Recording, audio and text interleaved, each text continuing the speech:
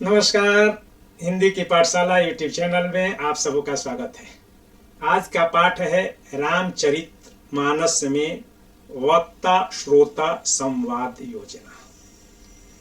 परीक्षाओं में अक्सर प्रश्न पूछा जाता है कि रामचरितमानस की रचना शैली, रामचरितमानस में संवाद योजना, रामचरितमानस की कथा को कहने वाला कौन है, अर्थात कथावाचक या वक्ता कौन है, और कथा सुनने वाला अर्थात श्रोता कौन है, और राम की कथा कब कही गई, किसके द्वारा कही गई और किस स्थान पर कही गई।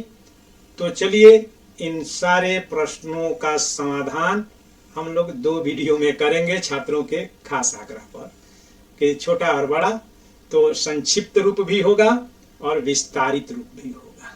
विस्तारित रूप में रामचरितमानस की संवाद योजना को उदाहरण और प्रसंग और परिस्थिति सहित रोचक ढंग से प्रस्तुत करने का प्रयास होगा।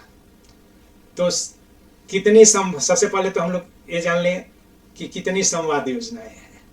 तो देख रहे हैं कि मेरे 3 तरफ 4 चित्र लगे हुए हैं। तो ये चारों चित्र रामचरितमानस की में वक्ता श्रोता के बीच जो कथा कही और सुनी जा रही है, तो यही 4 प्रसंग हैं। वक्ता श्रोता के 4 कथा प्रसंग हैं। और तो रचना शैली क्या है? तो रचना शैली इसकी कथात्मक संवाद शैली है। अब कथात्मक संवाद शैली क्या होता है, तो इसको जानने के लिए हम लोग अपने बचपन में चले।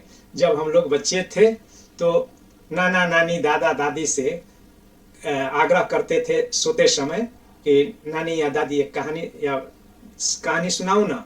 तो नानी कहती थी कि ठीक है सुनाऊंगी, हुकारी भरेगा ना, यानी हूँ या हाँ हाँ कहेगा ना। तो स्वीकृति के बाद कहानी शुरू हो जाती थी। हम सुनते थे और हुकारी भरते थे, और वह कहानी तब तक चलते रहती थी जब तक हुकारी भरते रहते थे या कहानी समाप्त हो जाती थी।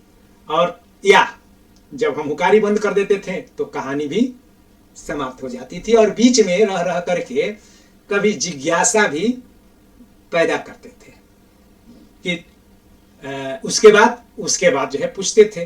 तो नानी या दादी वो स्पष्ट जो है करते जाती थी। तो वही स्थिति रामचरितमानस में है कि रामचरितमानस को एक व्यक्ति कह रहा है और उसके सामने अनेक श्रोता हैं, और श्रोता जिज्ञासावश प्रश्न भी कर रहे हैं। तो ये 4 जो चित्र दिख रहे हैं, तो पहला चित्र में देखेंगे कि तुलसीदास जी हैं, और तुलसीदास जी ने रामचरितमानस लिखा, हम लोग यही जानते हैं, यही पढ़ाया गया है। मगर रामचरितमानस मूल रूप में भगवान शंकर के द्वारा लिखा गया है। यह गोस्वामी तुलसीदास जी भी बालकांड में स्वीकार करते हैं, और वे नाम भी क्यों पढ़ा इसका भी जो है जिक्र करते हैं। वे कहते हैं रची महेश निज मानस राखा, अपाई सुसमय शिवासन भाखा। यानी कि रामचरितमानस की मूल रूप में रचना भगवान शंकर ने की और उसको अपने मानस में रख लिया, और जब समय आया तो उस कथा को उन्होंने सुनाया। पहली बार किसको सुनाया? तो अपनी अर्धांगिनी पार्वती को। और भगवान शंकर के ही आदेश से तुलसीदास जी ने राम कथा को, राम के प्रभाव को जन जन तक पहुंचाने के लिए अवधी भाषा में लिखा, और उन निर्देशों का या उन संवादों का भी उन्होंने अनुपालन किया है। तो पहला है कि पहले वक्ता वहां पर रामचरितमानस के अनुसार तो तुलसीदास जी हैं, जो रामचरित मानस की अवधी भाषा में रचना करते हैं। कब? संवत 1631 करऊं कथा हरि पदधरि सीसा। और यह रचना प्रकाश में आती है कब? नवमी भौम बार मधुमासा अवधपुरी यह चरित प्रकाशा। कहाँ रची गई रचना? अवध में। यद्यपि इसका अंत हुआ काशी में, और आरंभ तो जो है चित्रकूट में ही कर चुके थे, और वहीं पर जो है भगवान शंकर ने और हनुमान ने आदेश दिया कि तुम अयोध्या जाओ और वहीं पर रह करके रामचरित मानस की रचना करो। कब? ये प्रसंग भी हम लोग जो है सुने होंगे कि चित्रकूट के घाट पर भई संतन की भीड़, तुलसीदास चंदन घिसे तिलक देत रघुवीर। तो चित्रकूट के घाट पर तुलसीदास जी ने कथा कहना आरंभ किया, और उस कथा को सुनने वाले तो बहुत से लोग थे, मगर मुख्य रूप से बाल रूप में और छद्म रूप में राम और लक्ष्मण ने इस कथा को सुना था। और हनुमान के द्वारा ही तुलसीदास चंदन घिसे तिलक देत रघुवीर का प्रसंग ला करके तुलसी को सचेत करने का प्रयास किया गया था कि ऐ तुलसी, देखो ये जो तिलक जो तुम्हें जिनको कथा सुना रहे हो और जिनको जो तुम्हारे सामने है, ये साधारण मनुष्य नहीं है, बल्कि ये स्वयं राम रूप है, राम है। तो उसी से के बाद चूंकि तुलसीदास जी भाव विह्वल होकर के सुना रहे थे, तो वहां से वे आ जाते हैं। प्रयाग होते हुए प्रयाग में आते हैं तो याज्ञवल्क्य और भारद्वाज का भी जो है प्रसंग जो है सुनते हैं। तो दूसरा संवाद भारद्वाज और याज्ञवल्क्य के बीच होता है। याज्ञवल्क्य जी भारद्वाज ऋषि को प्रयाग में संगम के तट पर यह कथा सुनाते हैं। तो इस कथा को सुन करके तुलसीदास जी को भी पूर्व स्मृतियां याद आती है कि यह कथा तो उन्हें उनके गुरु नरहरयानंद जी ने भी सुनाई थी। तो वहां से चलते हुए आगे वे पहुंच जाते हैं अवधपुरी, और अवधपुरी में ही वे रचना करते हैं। तो दूसरा प्रसंग आ जाता है, कथा प्रसंग है कि वक्ता याज्ञवल्क्य है और श्रोता भारद्वाज है। और यह कहां पर रचना हो रही है? तो यह रचना हो रही है प्रयाग में। उसके बाद जो है तीसरा प्रसंग आता है, या तीसरा संवाद कहां होता है? कैलाश पर्वत पर। और उसके जो है वक्ता कौन है? तो भगवान शंकर हैं, और श्रोत्री यानी कि सुनने वाली हैं उनकी पत्नी पार्वती जी।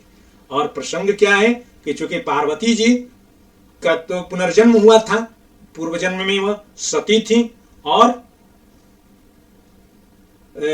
दोबारा जब पार्वती के रूप में जन्म लेती हैं तो शंकर भगवान से उनकी शादी होती है। और उसके बाद वो अपनी पूर्व स्मृतियों को या पूर्व जन्म की घटनाओं को याद करते हुए भगवान शंकर से राम के प्रभाव के और चरित्र के बारे में पूछती है।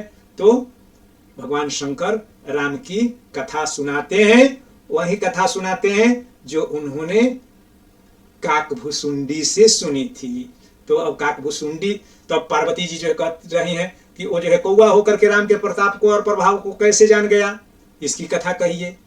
तब वो जो है कथा सुनाते हैं कि मैंने उसमें उनको जो है राम भक्त समझ करके एक कथा प्रदान की थी। और वो पूछती हैं कि जो है तब सुने आप कहाँ? तो उन्होंने बताया कि मैं यह कथा सुमेरु के उत्तर में नील पर्वत की तराइयों में बट वृक्ष के नीचे यह कथा मैं उस समय सुना था जब दक्ष के यज्ञ में सती की आहुति के बाद मैं व्यग्र था, बेचैन था और इधर उधर भटक रहा था। तो उसी भटकाव की स्थिति में मैं वहां चला गया था और काकभुसुंडी से मैंने राम की के प्रभाव को, राम की कथा को सुना था। तो फिर उनको एक कथा कैसे प्राप्त हुई? तो उज्जैन में काकभुसुंडी ने जो है विप्र की सेवा और सेवा में अपराध के बाद भगवान शंकर ने जो उनको शाप दिया था, तो शापोद्धार के रूप में शंकर ने उनको राम कथा दी थी। और उसके बाद जब वे दूसरा जन्म लेते हैं, अगला जन्म, तो अगले जन्म में वे अयोध्या में जन्म लेते हैं और अयोध्या में जन्म लेने के बाद वे राम के आंगन में खेलते भी हैं और राम के साथ भी वे खेलते हैं। तो वह प्रसंग जो है सुनाते हैं। और वही जो है कथा अब चौथे संवाद में वक्ता काकभुशुंडी जी हैं और श्रोता हैं गरुड़ जी। अब इनके बारे में फिर जो है पार्वती जी सवाल पूछती हैं कि काक कहाँ काकभुशुंडी और कहाँ गरुड़ जी, जो ब्रह्मा, जो परम ब्रह्म परमेश्वर श्री राम के वाहन है, और उनको जो है राम कथा सुनने के लिए उस कौवे के पास जाना पड़ा। तब शंकर भगवान वो प्रसंग बताते हैं कि गरुड़ जी को लंका युद्ध में जब राम नागपाश में बंध गए थे तो देवताओं के कहने पर उन्होंने जा करके राम को नागपाश से मुक्त किया था। और उस समय उन्हें भ्रम हो गया था कि कहाँ राम, कहाँ विष्णु और कहाँ ये राम। विष्णु भला नाग के पास में आ सकते हैं, ये उनके अवतार हैं कि नहीं है, इसका उन्हें संदेह हो गया। और इसी संदेह को लेकर के वे ब्रह्मा जी के पास गए। ब्रह्मा जी समझ लिए। फिर नारद जी के पास गए। नारद जी माजरा समझ गए तो नारद जी ने उनके अहंकार को तोड़ने के लिए शंकर जी के पास भेजा। और शंकर जी तो सबके जो है अहम को तोड़ देते हैं। तो शंकर जी ने कहा कि चले जाओ सुमेरु के उत्तर में नील पर्वत है, वहां की तराइयों में काकभुशुंडी जी जो बड़े राम भक्त हैं वे हमेशा कथा सुनाते हैं। तो देख रहे हैं कि चार तराई के समीप जो है झील है, झील में बतख तैर रहे हैं, सामने जो है गरुड़ जी हैं। तो वहां पर जाकर के वे कथा सुने हैं। इस भांति रामचरितमानस में कुल 4 वक्ता श्रोता संवाद योजनाएं हैं।